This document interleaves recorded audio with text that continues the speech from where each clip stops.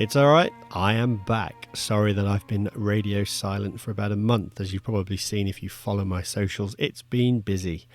But anyway, let's play catch up.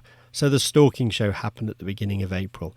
It was an absolutely fantastic show, and it was so nice to meet everybody and whoever came and spent the time to have a chat, talk about the episodes they really liked or touch base with me, explain to me how their journey in stalking was going, etc., etc. It was fantastic to meet you all. Thank you ever so much for making that time and effort to come and introduce yourselves. The competition we ran was a great success. We've had some absolute positive feedback, some great prizes in there, and everybody seemed to be super happy with what they'd won. From that, I got back from the stalking show, and unfortunately, I somehow managed to pick COVID up. And then my children brought home the norovirus. So for the next 10 days, after such a highlighted event, I spent most of it in bed. We had to then play catch up, and it's just been one of those things. The year just races by. The Roebuck season had started. I didn't even have time to get out to that. And then without blinking an eyelid, it was time for me to travel out to Lithuania to visit Pulsar. Yet again, what a fantastic trip. So much stuff, so many people from all over the world that you get to meet. We had some of the American team there, a South African, an Australian, all our European hunters, some of whom you've listened to in different podcasts. And don't worry, we have some more really good podcasts coming up with some other really interesting characters from that group. It's just one of those events that you just don't forget, and it's really, really good. There are some great new products in the pipeline, so watch this space. There's also a fantastic release recently. If you've got a Telos, they're starting to release this green palette into the range. It's like going back to using old NV. Green is so easy on the eye at night. You don't get the strain and the eye tiredness. So literally yesterday, I upgraded to the latest firmware to run that green palette on my Telos. And I tell you what, it's a game changer. It was so nice to be out and not have a tired eye. White hot is brilliant and it gives great videos, but the green certainly is a much more relaxing way. It also made me feel very nostalgic being back in the old-fashioned looking through an image intensifier, green daylight as I used to call it. So that's where we are really with where I've been in the radio silence for the last month. Anyway, we're back on track. We have some great guests coming up. Lots of new stuff. We've also got we're going to do 2 episodes that aren't in the traditional podcast format, and they are for the BDS, and they were 2 of the talks that happened at the stalking show. Really, really worthwhile listening to them. Just taking a bit of time to get them sorted because the edit is a little bit more complicated, just to clean up the audio so you get the best chance of enjoying what's going on. But when they do come out, you should hopefully have something great to listen to. Anyway, what's in this podcast coming up? I talked to Dean. Now, Dean is a sporting agent hunter from Croatia, and he's going to talk a little bit about everything that goes on out there and what you can do, the types of hunts he organises, licensing, etc., etc. So let's get straight into this podcast and have a listen to what Dean's got to say. The Outdoor Given podcast is proudly sponsored by the Shooting and Hunting Academy, an online training platform and UK-registered learning provider that provides a host of accredited and nationally available courses and masterclasses delivered by leading industry experts.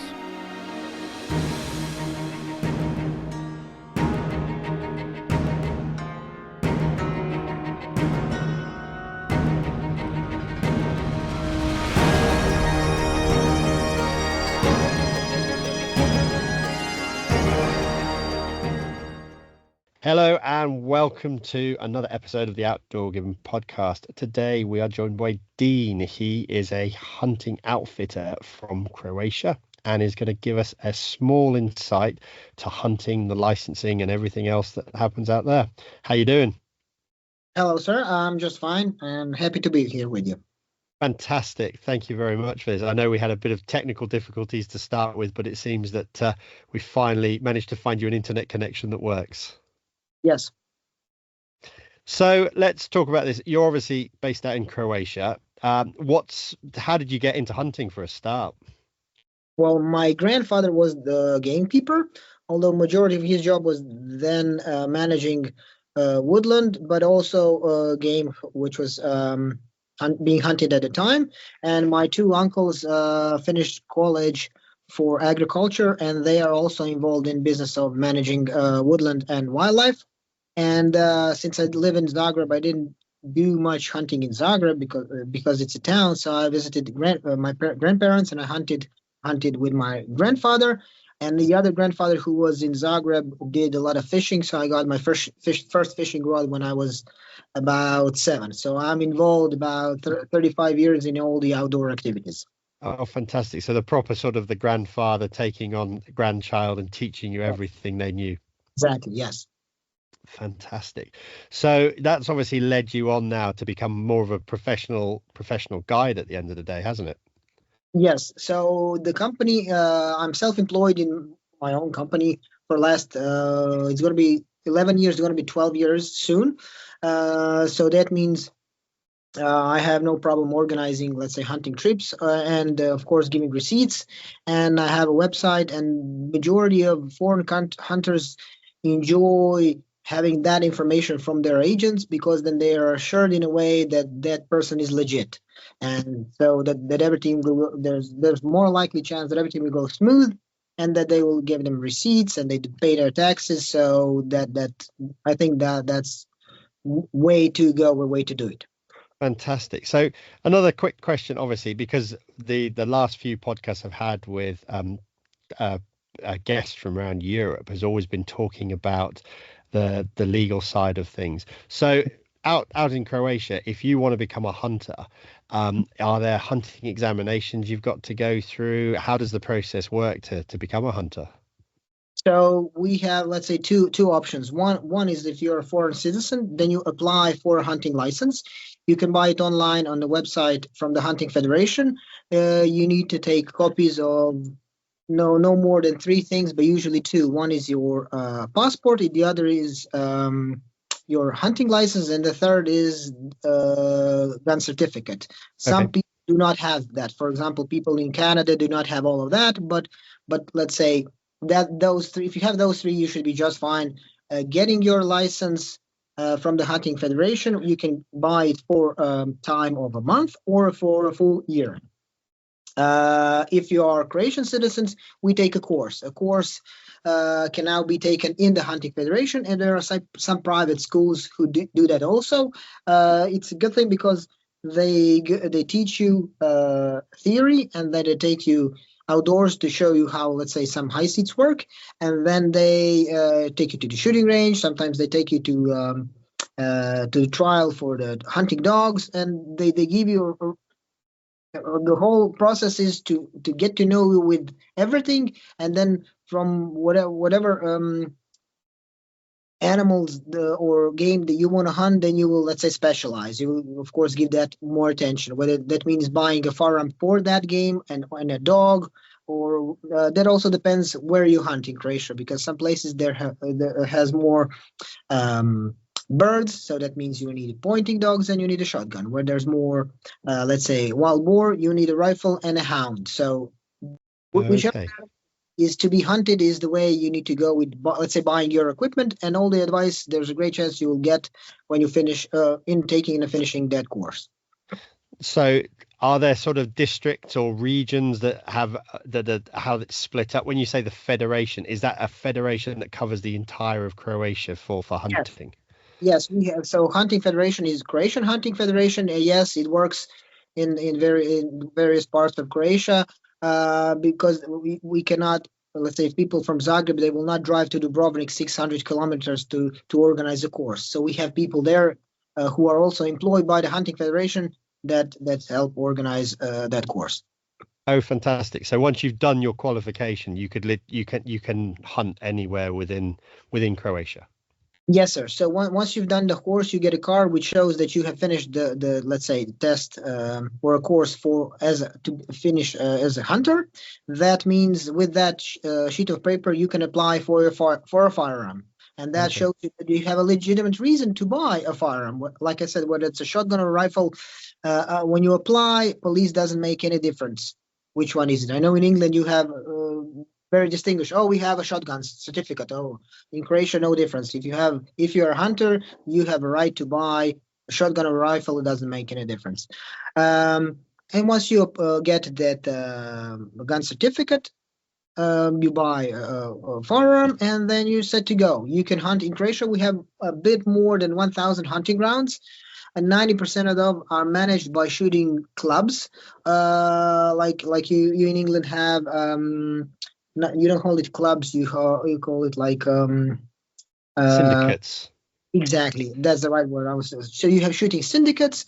So that means people on voluntary basis try to manage wildlife, or you have, let's say, 100 companies who are doing it as a professionals. Okay. So, and the other next question, obviously, when it comes to hunting game and things like that, you were talking about there's birds. You've obviously got wild boar. What Yes. other species of animals can you hunt out in Croatia? So when it comes to, let's say, small game, we can hunt about 5 birds. So that means if you have pointy dog, you can enjoy hunting quail, partridge, woodcock, pheasant, duck. Okay. Usually when we hunt small game or all those birds, we usually hunt hare.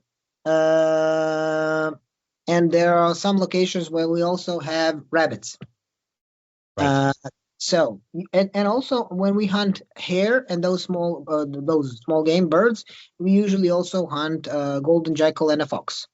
So that's small game. Big game is we have roebuck, red stag, fallow, chamois, mouflon, wild boar, bear. But when it comes to wild boar, that's the most popular game to be hunted at this moment in Croatia and probably in half of Europe. Okay, that's really interesting. So obviously, I would have thought because things like roe and reds all around the world, they look different, you see, because a lot of people come to Aberdeenshire, Scotland to hunt the roebuck because we seem to throw good heads. But then you see Eastern European countries that have these absolutely outstanding roebucks that have massive heads on them. Is that something you get over there? No. So our roebuck population is good when it comes to numbers, but our trophy size are not as good in some other countries.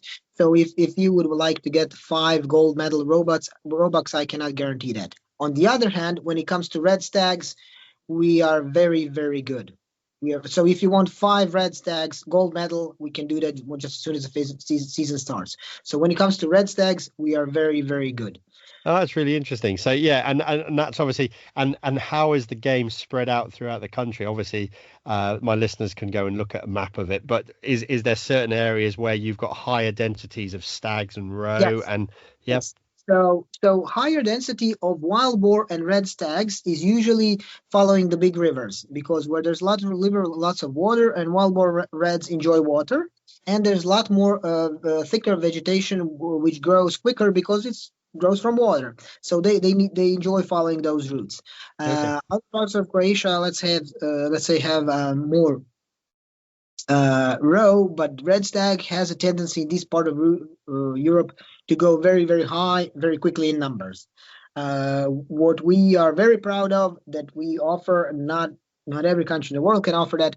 We can offer on the same location on the coast of Adriatic coast, chamois and mouflon hunt. So mouflon is a sheep okay, born and raised in Corsica and Sardinia, so that's the Adriatic Sea, and that's exactly where we can hunt mouflon. So literally like a mile from the sea, by looking at the sea, we're hunting mouflon, and then the season is not overlapping. We can also in that mountain, but on higher peaks, hunt the Balkan chamois. So in Slovenia is the alpine one. We have subspecies which is the Balkan one. So we can hunt those 2 species. oh fantastic. So you can literally go from the coastline, you can go up into the mountains and basically you could fill your boots by having a fantastic weekend of or a week of hunting. Yes. So the options are just great. So if you have some time and some money, we can organize pretty good hunt. Like I said, for example, mouflon and wild boar can be hunted 365 days a year. Okay. Okay, mouflon cannot be hunted very successfully in the summer because it's very warm, and mouflon, being a sheep, doesn't want to move in a lot of heat. Plus, there's vegetation, so it's not that successful to hunt it in summer. On the other hand, hunting wild boar is very successful 365 days a year. So that's like if you are an English hunter and have not hunted wild boar, a weekend getaway is just a perfect idea because you would get to know the experience, the culture. You would get to know how Croatians hunt, and you would hunt a wild boar, which you do not have a lot in England, and especially you don't have. Since you don't have a lot of them, you don't have the big tradition of hunting wild boar, and we do. We hunting for the last 100 years, you know. Yeah, no, 100%. So when you're talking about hunting wild boar, obviously wild boar in Scotland are very much a nocturnal type of hunting. We do it with thermals and night vision and things like that. But obviously hunting wild boar, if you say in the summer, you're going to have fairly light hours. So is this an activity that would occur during the day, or is it an evening activity? Wild boar, you can meet them in the morning and in the evening, but usually the majority of their activities in the night. But at the moment, we're allowed to use night scopes and thermals to shoot wild boar. Okay. So if you come here in the summertime, the dark will start at 10, the dawn will break at 4 or 5. So that means you have 7 hours in which in those 7 hours you can use night scope or thermal. So we don't have any restriction when it comes to the kit we're going to use to hunt wild boar. I was just going to say, by the sounds of it, you're quite lucky because there are other parts of Europe where thermal scopes and things like that are restricted items. So, for example, in Germany, you couldn't actually use a dedicated scope. You can use a clip-on, but by the sounds of it, you're quite liberal to be able to use whatever you want.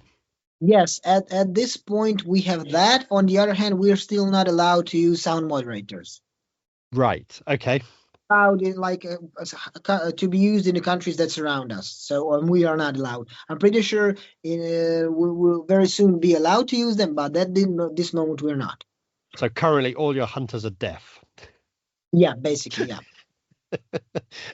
It's one of those funny conversations you have because there are certain countries that, yes, sound moderators have been banned for years, and then all of a sudden they've suddenly realized that they have this older generation of people sat like at the Federation who are all shouting at each other. What did you say? Yeah. Yes. So I'm pretty sure we will very in the near future we will be allowed to use sound moderators as everybody around us in Europe can use them. You know.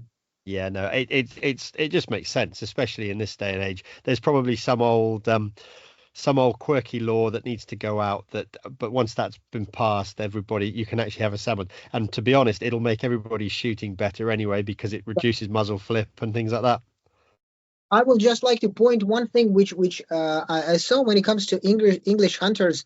English hunters enjoy coming to Croatia because we try. They've been coming for years. We kind of understand their mentality. They like it here because we have good food, good accommodation, good company, good beer, and we have plenty of wild boar to be shot at. But majority of hunters, they have to come for whatever reason a few times because once they come the first time, they're bitter in a cramp, in a stress. Why? Because you've been, I don't want to sound bad, but brainwashed, no ground game. So any normal hunt in England, no ground game. And wild boar is a ground game. So you need to do that that click in your head that the only ground game you're hunting here. So if you're on a stress, you maybe not allow yourself to be aggressive, and and then you see wild boar and then you hesitate. So sometimes the size of the bag is not as big as it could because people were looking for a perfect opportunity, and with wild boar it does not happen very often, and that's why I enjoy hunting, because those are smart animals and they give us a challenge. So Yeah, so when you say ground game there, you're talking about it's kind of the wild boar. Are they driven, or are you just shooting when they come into a feeder or a station and stop?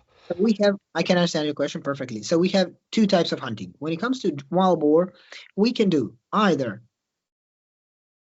on your own, or you and I will go. I'll be your guide.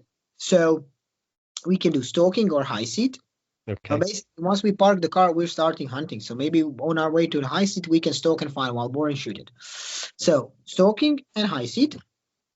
And the other part is group hunting. Group hunt is driven wild boar. Driven wild boar is taking place in Croatia usually from the last weekend of October till the end of January. Why? Okay. Because after January, big female sows are with heavily pregnant, so we don't want. It's not ethical or moral to shoot at them. On the other hand, the season starts usually last week of October. Why? About that time, frost starts to kick in. Once the frost starts to kick in, leaves fall down. Once the leaves are down, if they dry, you hear the wild boar coming, and you can see them because the leaves are not in your way. So from security reasons, and we're more effective when the leaves are not in the trees. And in November and December, it can snow, so even better. So everything is white and wild boar is black, so it's even easier to spot them. So Makes sense. Yeah, no, that's a good way, and I kind of like that idea as well. That obviously the larger sows that you do the thing where you're going to leave them. They're about to have piglets at the end of the day, so yeah, leave them alone and wait for. I would like to say English hunters have over the last 10 years have become very good in choosing their kit uh, for this type of hunt. Unfortunately, it's not easy to bring firearms from England now because England left the EU, but we can here rent them rifles. So that means they don't have to bring firearms. They just come as a civilian, so makes their trip quicker, less expensive, and easier. You don't spend 3 hours waiting on an airport to fill some paperwork. But whoever has been hunting for the last 10 years, they stopped using very accurate rifles for long range, which are heavy, and stopped using scopes with 25 magnification. So they're now using normal rifles, which they're accustomed. That means they are confident with it. On the other hand, they have start using smaller scopes, which magnification starts at 1. So that's exactly what it's designed for, driven wild boar, So, and by applying a kit which is designed for that, it's easier than to get the numbers if you had the right tool, of course. And that's Of course. yes. Yeah, and that's the big thing about driven anyway. It's you have a low magnification scope purely so that you can get that good image, that good view window of the animal coming through. Now, are those obviously some of those scopes will be the red dot, or are they actually still a traditional crosshair? It's a matter of a guy I have a few rifles that I give to my clients. Some have red dots, some have a scope which is 1 to 6 or 1 to 4. So I like both. I don't have any preference. No, that's fine. That's always interesting to find out because yeah, some people screw the scope up to the maximum magnification and then they miss things. We get it when we've got people on the hill. They'll wind it up as high as possible to see the deer. They move the rifle, and the next thing it's like I can't find it again. It's like well, Yes, yeah, wind the magnification down a bit. exactly. Yeah. So, out of curiosity, then obviously you talk about wild boar. What's your best thing? What do you enjoy hunting? So my hunting has been usually been around the dogs that I had at the time, and then that determined the quarry I was after. So I had a Deutsche Welthund, which is dog similar size and color as Springer, Yep. but it makes a noise when it's chasing the game. So for 10 years I've been hunting driven wild boar. Then I got Epagneul Breton, which is the pointer, the French one. So I hunted more birds. Then I got GSP, so yet again more birds. And then I got a tackle. So yet Okay. again, I was chasing more foxes with it because he enjoyed chasing foxes.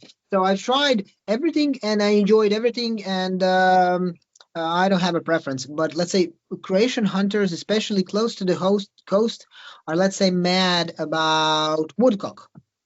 Yep. So they have English setters. Those dogs cover 30, 40, 50 miles in a day. And if they get two, they're happy campers, all day. Like they're walking 5 hours, they get two woodcock, they're happy. Very happy. We've seen this because we've had a lot of French clients over this year to Scotland for woodcock, Yeah. and they're happy. They'll walk miles, Yeah. but yet we can walk a very short distance. If the woodcock are in, you walk Yeah. a very short distance and you put a lot of birds up. But Yeah. it's funny how they're happy to walk absolutely miles to just get two birds. Yes. Yes. So I've tried even that, and I enjoyed it because I always enjoy seeing good dogs work, and I enjoyed, of course, hunting with my friends. So wherever we hunted, I enjoyed. I cannot say that anything rocks my boat more than the other. So if it's a good bunch of guys and we have our dogs with us, the quarry for me whatever we're hunting, I'm good. Oh, fantastic. Oh, that's really interesting to know. So it sounds as though you're really geared, you are massively geared up to bring over what English hunters, but what are most of your guests from England, or are they from all over the world? All over the world. So I had clients from Finland, Denmark, Austria, US, England. Yeah. So, but for example, clients from US, not one group hunted driven wild boar, never, but they enjoy mouflon, chamois, bear. On the other hand, English hunters enjoy. They hunted some mouflon, some chamois. No one, not one from England hunted the bear, but all of them hunted wild boar. They enjoy Okay, wild. Yes. that's really interesting. Now, here's a question for you. So, is obviously we talk about rifle shooting out there. Is just out of curiosity, is bow hunting allowed in Croatia, or is that a banned activity? So here's the thing. You have EBA. EBA is European Bow Hunting Association. If you look Yep. at it, my friend is the representative of Croatia there, on that website, and it says that it's allowed in some fenced areas. I, Okay. very difficult for me to say what exactly does that mean. So who determines who can hunt in which hunting areas? So, No, but I'm pretty sure in some hunting areas they will allow you to hunt with the bow. it's just a curious thing because obviously different countries around the world have different rules about it. Obviously, it's completely banned in the UK.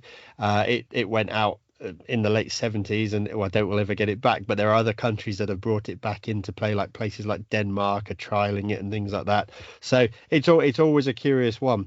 So, but as you say, that's going to be in fenced areas. Okay. Interesting that no UK hunters seem to want to go after. Is that black bear or a brown bear that you've got over there? Brown. We have brown bear. It's brown bear. Wow, Yeah. cool. So that sounds more fun straight away. You obviously we find a lot of people go to the States to try and get bear, but obviously to know that it's available actually in Europe is quite interesting. Yeah, we have. So about 10 years ago, Hunting Federation with government had they had the idea to determine how many bears exactly do we have, and then we collected their genetic material, like dead carcasses, and then we determined that we have about 1,000 bears at any given moment. So we have stable population with tendency to grow because they monitor the numbers, and we are issued last few years. I can check, but I will not be way off. 150 tags for the brown bear per year because Okay. because our population is stable. It's not a problem getting a tag. The only question is how big a bear would the client like, and that determines also the price. The bigger the bear, the more it costs. On the other hand, the bigger it is, less we have them. you know, as any other animal, the bigger and older it is, the more difficult to get it. Right. So you talk about tags there. Now, does this tag system work for everything? Does this tag system work for red stags, Yes. mouflon? Okay. And is that the tags are determined on the size of the animal? Now, is that a federation? You buy the tags from the federation? Okay. So if you have a hunting ground, Yep. you will be, for example, hunting ground is 5,000 hectares, Yep. and then they look how not only how big that hunting ground is, but does it have enough forest? Does it have enough water? Does it have enough agricultural activities? And let's say the hunting ground has 100 red stags in it, and then we find out there's a schedule which you follow, and then you find out per year you must take certain numbers of animals. Not only can but must, to keep the balance in the nature. And then you're given that number of tags. Once you harvest the animal, shot it, you put a tag on it, and then you drive it to the ladder. Once it's in the ladder, you don't use that. You don't have to use that tag, but you need to fill out other two sheets of paper to follow that carcass and that trophy, which when you talk about red stag, which needs to be graded. Another thing about wild boar, we test all wild boar for the trichinalysis. So Yep. that's a health issue. So we're not allowed to give anybody any meat until we get the proof from the vet that the meat is good. Once the meat is good, then we can give it, sell it, take it for ourselves. But because African swine fever was such a big problem last few years in all of Europe, we need to determine does it have trichinosis and African swine fever. And if the meat is good, it can be then consumed by humans. Like I said, some people sell it, some people divide them amongst themselves in the shooting syndicates. Some take it for themselves. It just depends what agreement. Okay. So you work with the tag system you're talking about there and the schedule of animals you can take. Yeah. It's very similar to sort of, I think it was Poland has that similar method of working. Yeah. You're instructed on the hunting grounds that you must shoot this number of animals, and 2 of those or 3 of those must be a larger, older stag, but everything else can be right. Okay. Yeah. It's interesting to see how, as I say, the whole of Europe runs on a different system, and compared to the UK, we would just take you out and it's up to us, the hunter on the hill, and we would look at a group of stags and say today, well, that looks an old stag or that looks a small stag, we'll just take that. But we're not actually physically forced or told that we have to shoot this. And that goes the same with the entire deer species all the way down the line. Good management is you take out the ill animals, but there's no actual hard and fast law in the UK saying you can only shoot 10 stags this year or 100 stags. You can shoot as many as you want. Yep, makes sense. The idea is to get as many animals out as possible, to create as less friction as possible with farmers, with forestry commission, with maintaining people who maintain roads, not the animals to cause a lot of car accidents. So that is, on the other hand, to keep that population of animals healthy. The Outdoor Gibbon podcast is proudly sponsored by the Shooting and Hunting Academy. Through the Academy, shooters, hunters, and those involved in the use of firearms can gain an in-depth and unique level of training that enables them to shoot better, behave more effectively in the field, up their strike rates, as well as learning new skills. Crucially, those new to deer stalking, the Academy also offers the Proficient Deer Stalker Certificate Level 1, the PDS1, a deer management certificate that is nationally recognised and accredited both by LANTRA and UK Rural Skills. Visit the Shooting and Hunting Academy to find out more. Let's get back to the show. Yeah, no, I can see that. So obviously, like certain other parts of Europe, if you've got, say, your hunting ground has a lot of agri-land in that, and you've got a group of guys that are hunting on there, if those animals are doing, like wild boar, are doing large amounts of crop damage, is that something that you, the hunting syndicate, have to deal with, as the farmer can come to you for compensation, or is that not something like that happens in that country? Various arrangements. In some cases, the people who own the ground or a lease or a concession, they pay it. In some grounds, they give them meat. In some grounds, they make arrangements with the owner of the land. This corn or maize which will plant will leave for the wild game. The other will be a fence with an electric fence. So it's all about trying to work with the local people, like I said, to have animals that are not in conflict with everybody around them, No, that's yeah, exactly. At the end of the day, the last thing you want is somebody's building this population of wild boar to make money by selling days out, but all of a sudden they're destroying some farmer's maize crop completely and flattening it. Yeah, that does not make much sense, but it has happened more than once in Croatia, because some people just they were feeding wild boar to a lot, and that does not have to happen, No, 100%. It's basically it's careful management will maintain a good population, and everybody can still enjoy coming over and doing some hunting. You keep your business going, the farmers are happy. Yeah, 100%. Yeah, it's not a problem feeding the animals, but it's two things are important: the amount of food you put out for them, and where do you feed them. So if you feed them a mile from the crops and do not shoot them there, they will go there because they will feel safe and they will feel fed. On the other hand, once they go into crops, if you start shooting them, they will leave the crops. So yet again, management has to be, and common sense always has to be used. Yeah, 100%. So I'm assuming the type of ground that the wild boar that you're shooting are on, you talk about some of its high seat, some of its stalking land. I'm assuming most of that's going to be around agricultural, forestry sort of land. It's not going to be high mountain stuff. Not a lot, yeah. Yeah, because Okay. usually mountains there's less food produced by the forest, so there's less animals in the in the mountains, you know. Okay. Okay. So the other quick question is, you were talking about bears. Is there any sign of wolves coming down to Croatia? Has anything like that appeared, or they're not? Are they not there yet? They are there. We have not been managed to count them for last few years, so we do not know exact number. How many do we have? The estimation is a few hundred wolves. So whether we have 347 or 412, we do not know. But there European Union is be helping us with some projects to try to manage them and try to count them. So one can hope and assume that we will know exactly how many do we have in a matter of days, weeks, months, depends how efficient people who are leading the project will be. Yeah, no, absolutely. Obviously, it's now becoming a major issue in Europe, especially on driven hunt days, where the wolves have worked out that when you've got a dog with bells on it or makes a noise, it's an easy target. So yeah, hopefully, it's not something that becomes a problem for you guys. Yeah, yeah, depending which part of Croatia you are, you in some parts big problem, in some not problem at all. Okay, We also have the lynx. okay.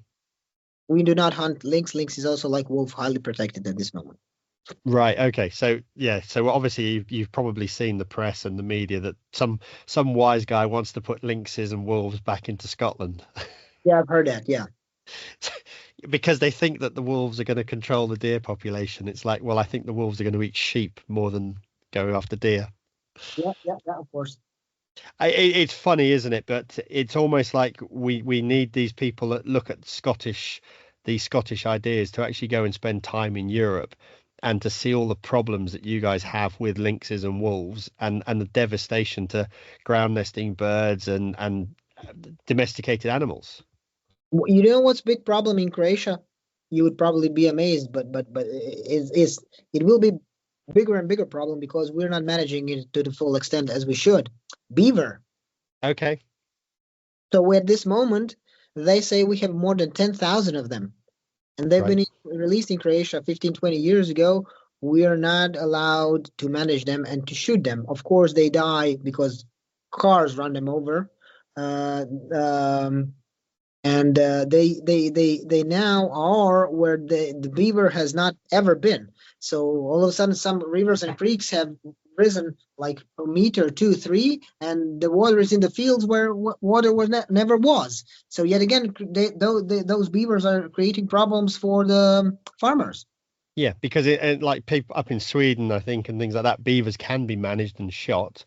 But Yeah, obviously, you're on the same problem that we've got. We've got beavers have been now released in Scotland. Well, actually, I think there's beavers all up and down the country now, and this is a problem. They're now protected, and the next thing you know, exactly what you're saying, flooding and things like that in land that has never had flooding before. yes. Yeah. Or can you imagine you have a plantation of apple trees behind your house, and then the beavers show up and they eat like 100 trees. And those trees were producing apples. Apples have been sold, and you've been earning money. Yeah, So, yeah. It yeah. and who sort of is this something that obviously they're not managed, they're protected. Is this something that is government level, or is there a group that's sort of fighting for the protection of beavers? In talking with people who are, let's say, president of shooting syndicate, I think we will be in a matter of few years in the position to manage them Okay, because that we'll that just too many of them. well, that's common sense. At least that shows that people have the management is thought of as common sense at the end of the day. It's Yeah, yeah. it They have no they have seen that we just have too many of them by how much damage to the crops they have done. So by the amount of damage to the crops, you see that the population is rising. Mhm. well, yeah, as I say, it's at least forethought to actually be able to go, yeah, we need to deal with this because there's damage occurring that's out of control, really. Fantastic. So I think you've covered everything really. And if people wanted to say, I don't know, say somebody's listening to this podcast and decides that they fancy a trip over to Croatia to hunt with you, what's the procedure they would need to go through? Well, first thing, if you look at my website, there's my phone and there's my email. So first initial contact um, with, I always say, the more info you give me, the less it is for me to organize the hunt that you dream of. Okay. So I have to know, what would you like to hunt? Do you have any preference? Do you have any restrictions? Do you have any health issues? And how many days you've got? And then we can. I need to give you the, let's say, the season. For example, the chamois cannot be hunted all season, all year round, like the mouflon. So there's a season on some animals. So maybe it's different than in England. So you need to know the season or the quarry you would like to get, and then I need to check the availabilities of the ground where those animals can be hunted. Am I available? Does your flights? Can you arrange the flights? But those are problem. Everything goes smooth. Usually, like 99% of the cases, because foreign hunters tend to plan everything like that, like 6 months or a year in advance. So just any contact would do, and then exchanging a few emails, and it's not that difficult to organize it. Yeah. Okay. And And since I'm so doing it for 11 years, I don't beat around the bush. I know which questions to ask you. no, that's very good. So what I'll do is I'll put a link in anyway to your website or in the title of the podcast. Now, obviously, then when the client then has gone through all of this, has arranged everything, is that something that you meet them for an airport transfer, or do they need to find a hotel? How does it carry on after that? So my idea is to make like let's say a custom tailor vacation slash hunt. So that means if you were to land in Zagreb airport, I would meet you in Zagreb airport, and then by then you will know what our plan is. Shall we drive to the hotel or lodge? If your flight is before noon, so that means we can go out that evening. Let's say if we're hunting wild boar, maybe we can go out also in the morning. Morning, for whatever reason, is not as good as an evening hunt, but let's say we can go. Some people like to sleep in. That second day, if we're usually the grounds where I go like are an hour drive from Zagreb, so that means we can go to do some sightseeing in Zagreb. That I have never charged that at €1 because I was born and bred and raised in Zagreb, so it's very easy for me to show you around. Also, there's a few restaurants where they serve wild boar. So I take you to that restaurant to try restaurant where let's say if we're hunting wild boar, it only makes sense that you eat wild boar. So everything is done in a way that a hunter who, let's say, maybe is the first time in Croatia experience the hunt of Croatia, but also the culture and how Croatia as a country works, and how we to get a feeling what kind of country Croatia is. Oh, fantastic. Fantastic. Now, the last point, obviously, so you've had a successful hunt and you've got some trophies. This is always a big question about getting them exported or getting them sent back. Is that something that you can arrange for the client that's been over there to get them back to the country that they need them to go to? Usually that's not a problem. Why?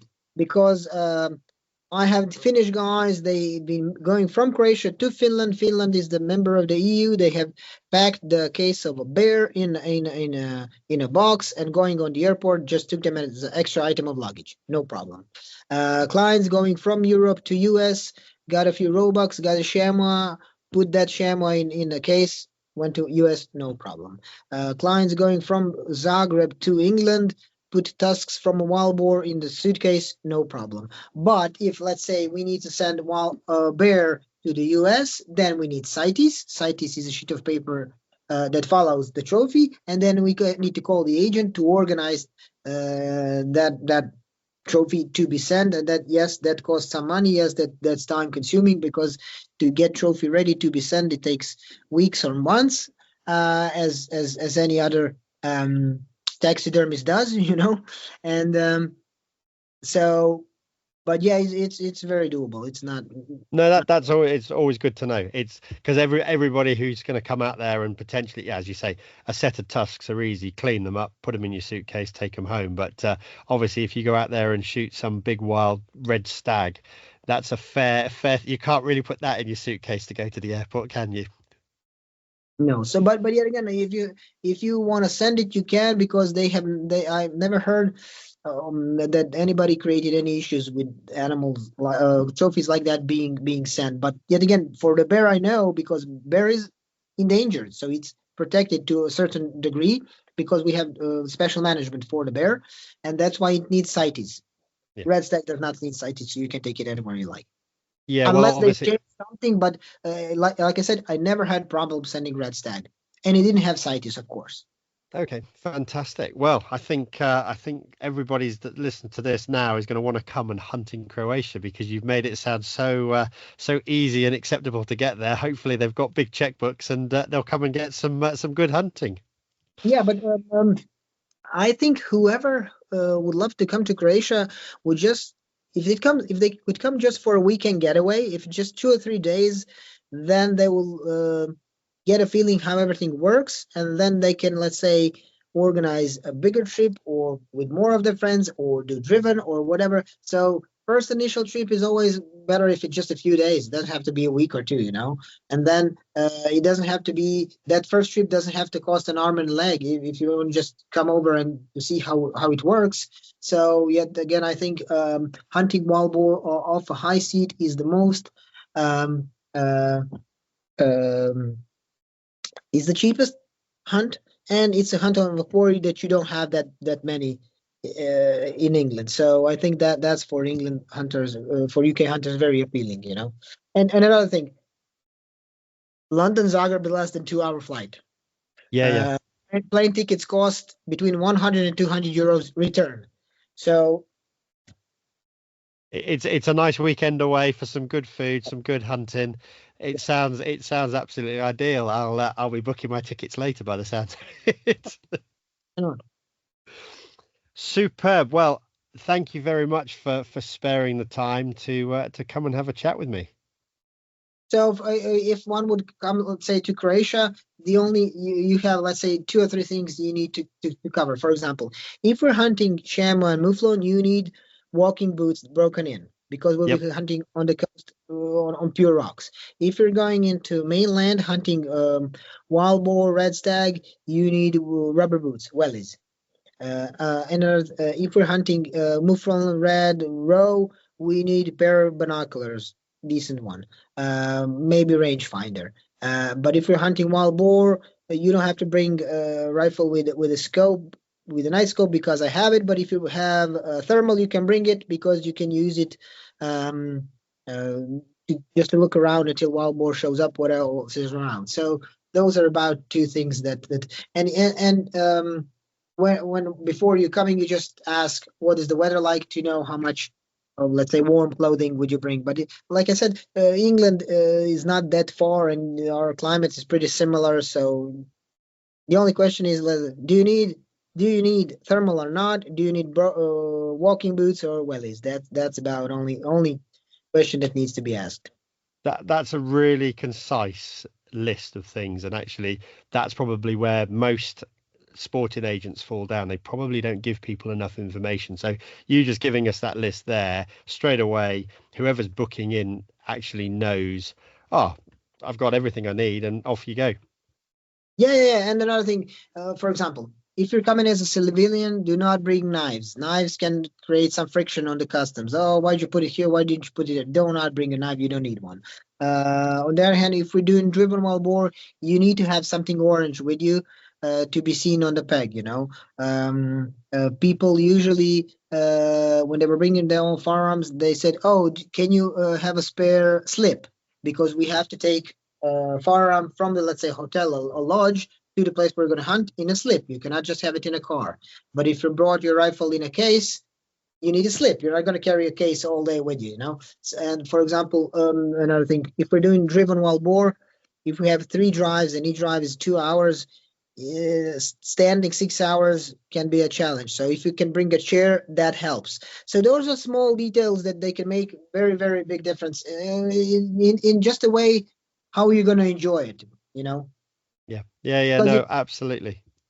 if you're not in your wellies and you're cold, that's a problem. And if you have to stand and you have um, pain in your back while you can sit, yet again, problem. And if you're doing 3 days in a row, so Yeah, absolutely. And all of these things can actually ruin your hunting experience very, very quickly. well, maybe ruining is the too harsh word, but you're not going to enjoy it. You're not going to enjoy it if you have a back pain.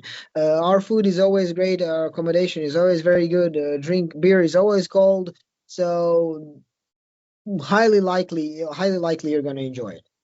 Fantastic. Well, I think that's a full guide to finding out everything about Croatia and obviously the hunting experiences you can offer.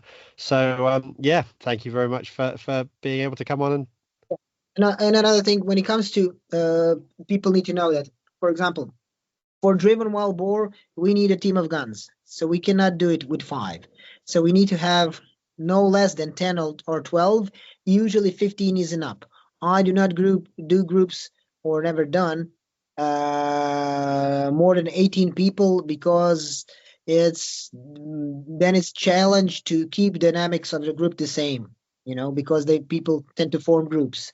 We for dinner, if it's 15 of us, 15 guns, we find one table. We all sit at one table, so we're a team of guns. On the other hand, if you want to do hunting or shooting wild boar off a high seat, if you have five guys coming at the same time, not a problem whatsoever. I rent a van, which has 8 seats, so it's not a problem taking five guys out. Some grounds which are 5,000 hectare have like 35 seats, so it's not a problem putting five guys out on a high seat, especially if they have done it. Then they do not even need the gamekeeper to be with them on a high seat. okay. So those are some numbers that you need to know, and it'll make it easier for you if you want to plan something. So driven, we have to have a team of guns, Yeah. and No, and I'm sure there'll be listeners. yeah, shooting off a high seat. If one guy shows up, no problem. If it's seven of them, it can be done also. Yeah, I'm sure there's, as I say, there'll be listeners on here that will suddenly think, oh, actually, we could have a group holiday, like 10 of us go away, and yeah, you can make something out of it. So yeah, it's something for everybody that's listening to this. It's an opportunity to go and experience something completely different. Yeah, Fantastic. yeah, I agree. Perfect. Well, thank you ever so much for your time. And I think you'll probably be inundated with people wanting to ask more questions. So be prepared for some emails and questions and maybe some more bookings from it. So yeah, thank you Sure. very much. Oh, I'm right here, and I'll take all the emails, and we'll see how it goes from here. Superb.